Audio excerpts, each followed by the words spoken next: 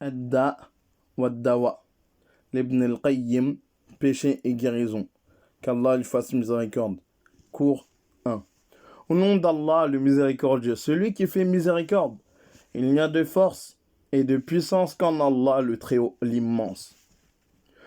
Que disent les maîtres, les savants, les guides de la religion, qu'Allah les agrée tous, d'un homme souffrant d'un péché dont il sait que, s'il persiste à le commettre, il ruinera sa vie ici-bas et dans l'au-delà. Cet homme cherche pourtant, par tous les moyens, à se débarrasser de ce mal, mais le désir ardent de le commettre ne cesse d'augmenter. Quelle est donc la solution pour s'en débarrasser? Et par quels moyens y parvenir? Qu'Allah fasse miséricorde à quiconque apporte son aide à une personne éprouvée. En effet, Allah vient en aide à son serviteur tant que celui-ci aide son frère. Renseignez-nous, qu'Allah vous récompense.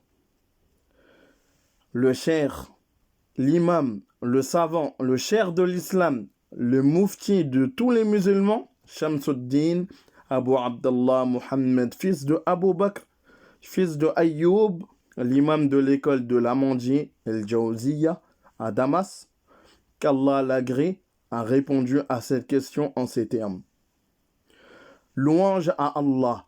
Il a authentiquement été rapporté d'après Abu Huraira que le prophète sallallahu alayhi wa sallam a dit: il n'est pas de mal qu'Allah ait fait descendre sans avoir fait descendre également son remède. Rapporté par Al-Bukhari. Jabir ibn Abdallah radiyallahu anhu rapporte que le prophète sallallahu alayhi wa sallam a dit: toute maladie a son remède. Quand ce dernier est appliqué au mal, le malade guérit par la permission d'Allah. Rapporté par Muslim. Jabir ibn Abdallah rapporte que le prophète sallallahu alayhi wa sallam a dit: toute maladie a son remède. Quand ce dernier est appliqué au mal, le malade guérit par la permission d'Allah. Rapporté par Muslim. Oussama ibn Sharik rapporte que le prophète sallallahu alayhi wa sallam a dit: il n'est pas de maladie qu'Allah ait fait descendre sans avoir fait descendre son remède. Certains le connaissent et d'autres l'ignorent. Rapporté par Ahmed. Et sous une autre formulation, il est dit: il n'est pas de maladie qu'Allah ait prédestinée sans en avoir prescrit le remède. Exception faite d'une seule maladie. Les compagnons demandèrent: quelle est-elle au messager d'Allah? Il répondit: la vieillesse. Rapporté dans Sahih al-Jami'. Ces hadiths concernent les maladies spirituelles du cœur et de l'âme, les maladies physiques et leurs remèdes. Le prophète sallallahu alayhi wa sallam a décrit l'ignorance comme une maladie et le fait de questionner les savants comme un remède à ce mal. Ainsi, Jabir rapporte: nous étions en voyage et un homme parmi nous fut blessé à la tête par un rocher. Durant la nuit, cet homme se trouva en état d'impureté majeure suite à un rêve érotique.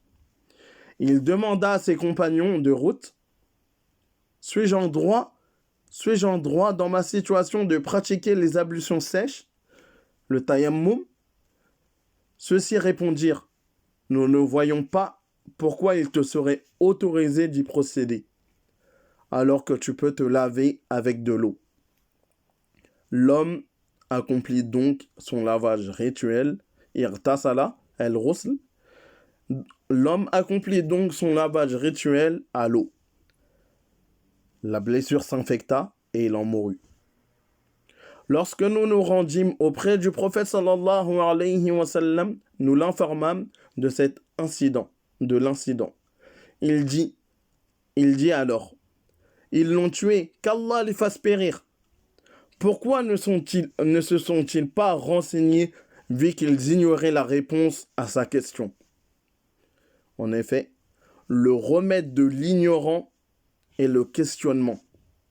Il aurait suffi à cet homme d'accomplir les ablutions sèches, de serrer un bandeau autour de sa blessure, de passer sa main dessus et de laver ensuite le reste de son corps. Ce hadith est Hassan, bon, jusqu'à il aurait suffi. Rapporté par Sahih dans Sahih Abi Daoud. Dans ce hadith, le prophète sallallahu alayhi wa sallam a donc affirmé que l'ignorance est une maladie et que le questionnement est son remède. هذا والله أعلم وصلى الله على نبينا محمد